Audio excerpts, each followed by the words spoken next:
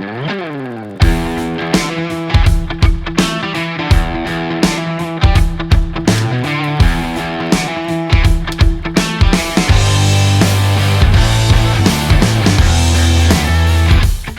fucking love this truck.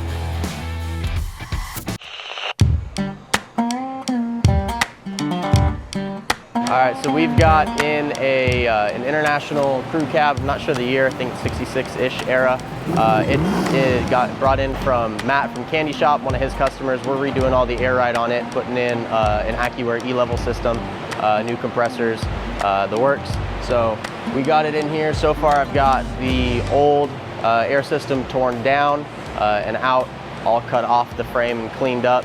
And right now we're over on the bench working on just getting the VT tank all set up onto one of our Endo tank mounts, and then we're going to build some mounts for that to bolt it up into the truck. We'll get the compressors hung from there and then start running all of our wiring.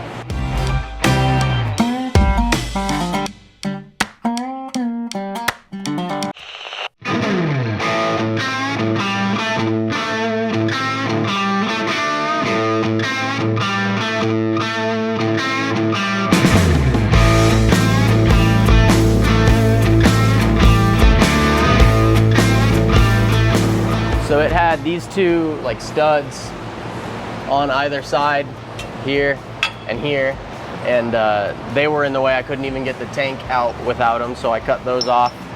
And then we had the old tank mount that sat up in the frame like that, so I just had to go along it and cut all the welds off, get rid of it, and we'll do something similar, a little bit cleaner, but the same kind of style, hanging bolts, so that we can bolt our mount to this.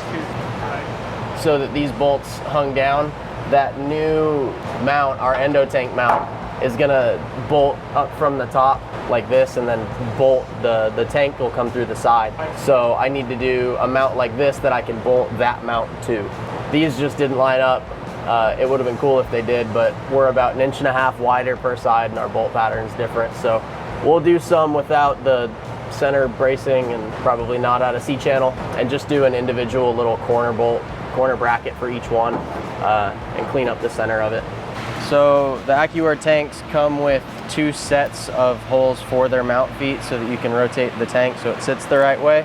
So I'm moving it from here to here so that the tank, instead of hanging like this and having everything sideways, it'll hang like that and everything's the right way and your drains are still at the bottom. But their actual mount feet just have a little set screw in there that holds them tight, but they rotate and click and lock into place so that you can pull the tank off of whatever your mount is, and they all just go down to it. So for us here, we typically use obviously a lot of our own mounts that we make. So this is just kind of a universal Endo tank mount, put it wherever it fits really. The mount feet from this just bolt down to the holes on the mount, and then that gives you the ability to take the whole assembly and mount it from the feet on the back, like directly to the frame or to a bracket, you know, wherever it fits. But this gives you the option to have the actual whole mount removable, the tank itself removable, but with this you don't have to worry about lining up 6 different holes and making sure that they all fit. So they save a lot of time. That's why I switched these mount feet, so that when it hangs the way that I want it to, I have these little drain ports at the bottom of the tank. That way you can drain your water. So you can mount the tank however you want, but the proper way to have it oriented is to have that drain fitting at the bottom, because these ones don't have like a center bottom drain. So it's just those bottom ones there. Yeah, they're in both end caps. There's one right there and one right there. Yeah, these ones are really cool. So there's no separate like valve body. So you see all the lines going into it right there. So this is like your left front and your left rear, and this is your exhaust for that side. So that's where the air comes out. So your compressors will come in on your fittings down at the bottom. So that keeps it really clean, and then your line just comes straight out from the tank to your bag. There's no lines, you don't have to go lines from the tank to a valve and then from your valve to your bags. This has the valves built in, so they look really clean. And then that plug there and that plug there are just the ones that go to the controller for your left side valve and your right side valve control. So we'll get these all bolted on here.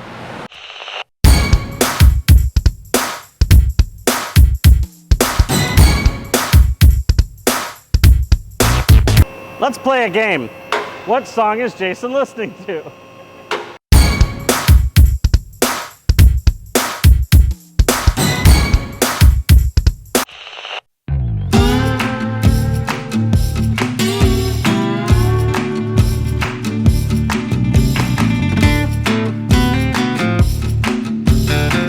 That's what a lot of people don't get. Like, they're like, oh, why is it taking so long to get to my car?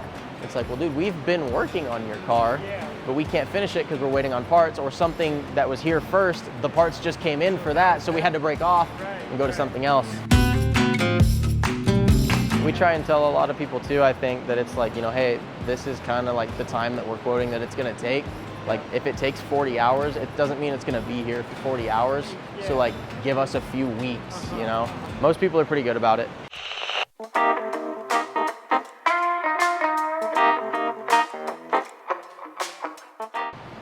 So those Endo tanks come in a 3-gallon or a 5-gallon. So this is the 5-gallon like we just used. We sell the same mount, but for the smaller 3-gallon tanks, it mounts the exact same way.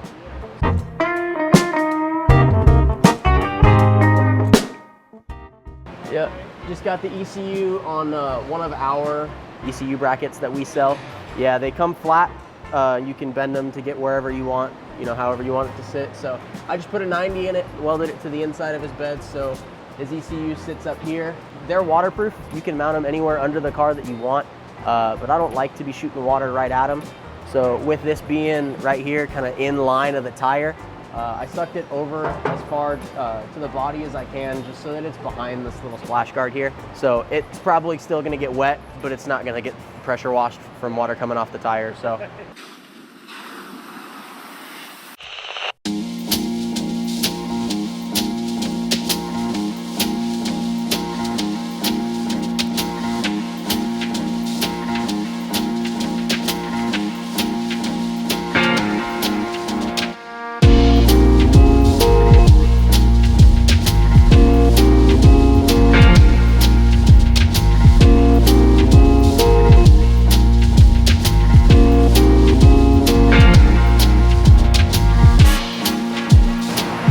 Mount's gonna sit up in there like this. These back two portions of the mount sit on one of the lower support ribs for the bed. So I'm just gonna end up drilling and putting 2 more rib nuts into that brace in the bed. These portions of the mount stick past, so I cut these guys out on the plasma that will weld to the frame, support frame of the bed, like that, and they'll have rib nuts in them also. So that way you won't have to worry about getting a wrench or anything up from the top. You'll just bolt the mount in with the feet on it, and then once that's in and bolted down, you'll just go and you'll rotate that tank in. You can get everything mounted up there and then set the tank in, not have to worry about getting to any of this hardware here with a wrench and messing up the finish of it or anything. You can mount all that first. We'll get these rib nuts in. I grabbed a spare Endo tank mount to work with since this one's all mounted up. So once I get these rib nuts in, we'll bolt these to the spare, get it set up there, and then we'll get these tack welded in, bolted in, and then full welded out.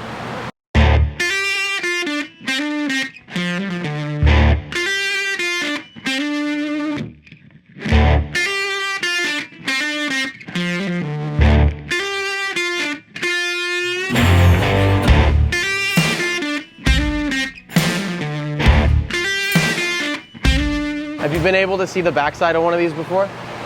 So it just crushes it down like a rivet, but keeps the threads on the inside. So you get blind threads without having to get a wrench or anything on the back. They're rib nuts, a rivet nut. They're fucking sweet. Yeah, they're super nice. And if you want to get like real nice with them, you get like a step bit, one of the Christmas tree bits, and you go in the next bit up and recess that little bit so it sits like real flush, yeah. I like it. This has a little bit of an angle to it, so these don't sit 100% flush, so I'm just gonna trim this back with a grinder a little bit to get it to sit completely square against the bottom of it. And then I'll come over here with the welder and we'll get it all tacked up.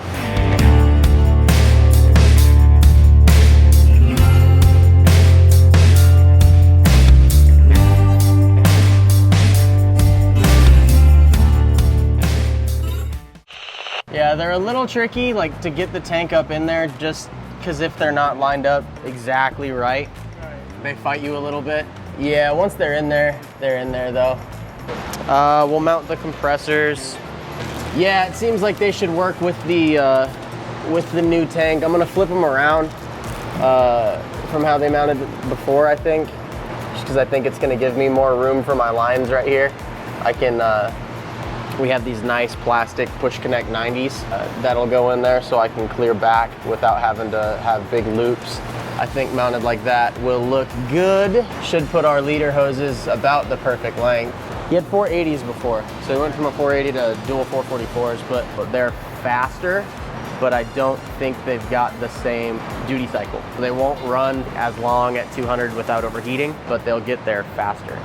So yeah, so we'll do street 90s out of the tank, and his leader hoses will be nice. They'll chill just like this, mirrored on both sides, and then we'll tuck all of his wiring up and probably run it above here. We'll throw this over there, make sure everything looks good for him on that side. Yeah, so same deal. We got a little bit more slack in the leader hoses on this side, but nothing too bad at all. So she'll sit something just like that. And same thing as the other one, we'll run our lines out right here, probably 90 them down. Oh, the leader hoses on his old compressors are longer too, so that's why he was able to run them flipped around. They're not much longer, but so mine actually didn't reach, mounted the other way. And then I won't mount the ECU yet because those are kind of a pain to get the wires in once they're mounted, but I've got the mount for the ECU all made. One of ours bent it up and shoved it back in here just so it's out of the way from any water coming off the tire. It's a drain fitting, so those bottom two ports that I lined up, I guess they used to come with something like this, but typically we just put the 1/8 inch plugs in, and if you want to drain it, you have to pull the plug out. Jason says that he thinks when the tank has 0 PSI in it, that it opens and they'll automatically drain that way, which is kind of cool. But yeah, I mean, it's probably a $15 fitting. Do we want to run drains in the bottom of that tank or just the regular plugs? We can run the drain. Okay, cool. So, yeah, man. Yeah, man, yeah, we're gonna run drains. They're just a little 1/8 inch NPT threaded drain valve. It's got just a little hole in the bottom of it to drain the water out of the system. So it's got this little button on the outside that you can push, and it opens up that little valve in there, and all the pressure in the tank will blow the water out that hole. I believe too that they also drain when the tank has no pressure in it. So when there's no back pressure on that little drain valve, they open up. So I believe that they drain the water too when the tank is dead empty. No, if there's air in the tank, that's got pressure against it holding it closed. So when you push the button, you're pushing it open, but when there's no pressure in the tank, there's nothing holding that closed, so it'll just drain out. I believe so. That's what Jason said, at least. I haven't ran one of those yet.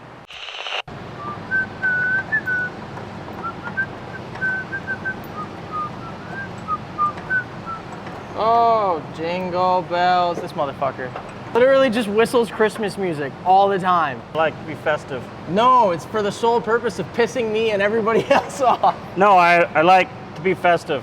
I love everyone to be in the Christmas spirit, like me, all year round. I was thinking about putting up my tree this weekend. Yeah? It's after the 4th of July, so.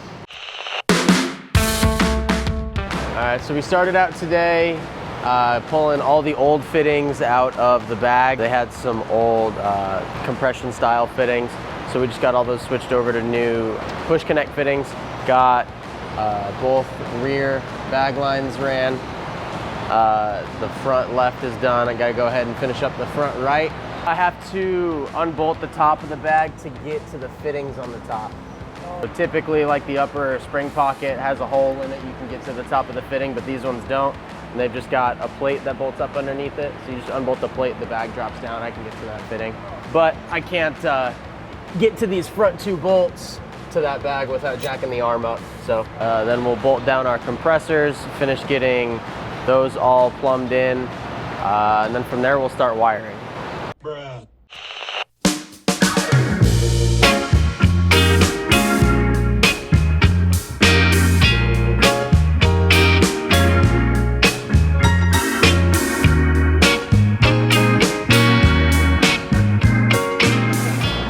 The sensors, it's like one side takes the longest and then the other side is just like copy and paste. So you can typically do those pretty fast.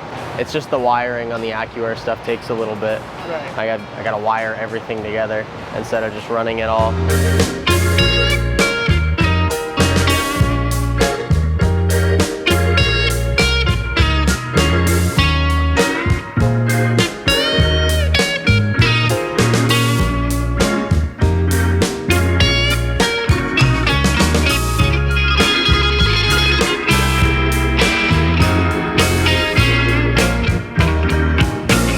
Eventually,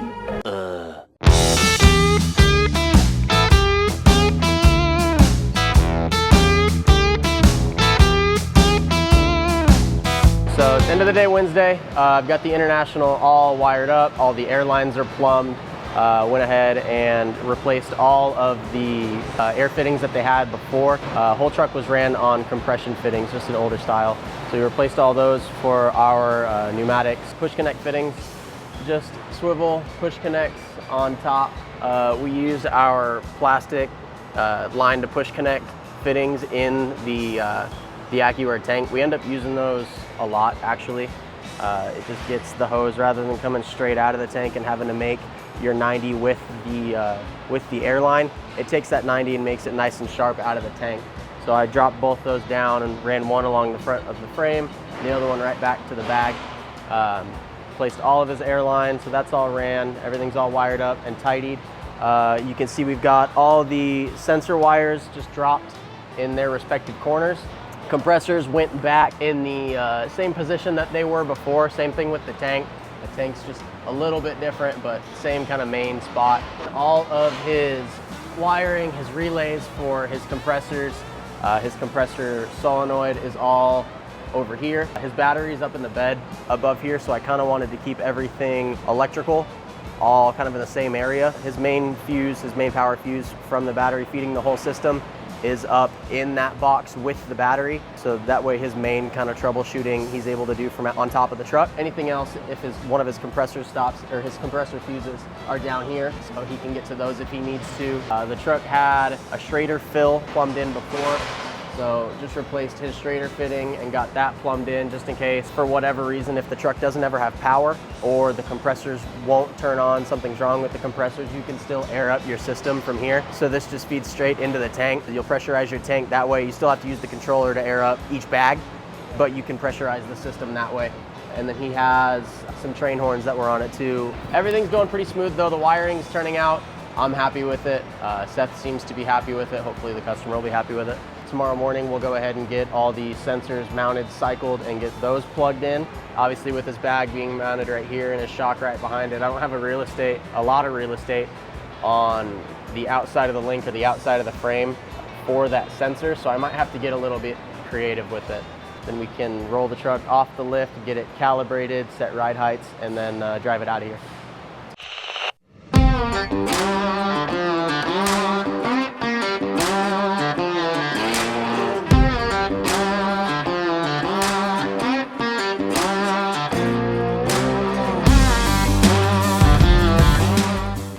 One of the big things with the air systems is like tuning your tank size and your compressor size to the vehicle.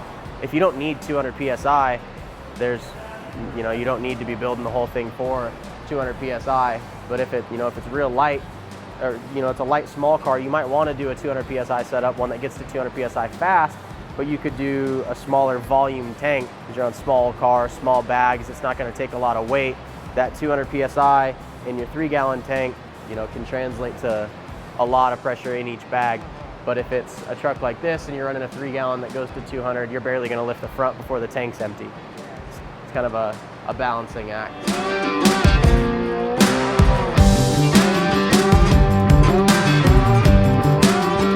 All right, so we just got the International all wrapped up on the ground and calibrated. Calibration went really good. All the sensors and everything were right where they needed to be, swung a full range. Other than that, everything went really good on it with the same ride new system. The Accuair, it's got the E-level and rise on start, so he can get in, turn the key, he'll bump right up to ride height and start cruising. It went really good. I'm excited to see this one out driving.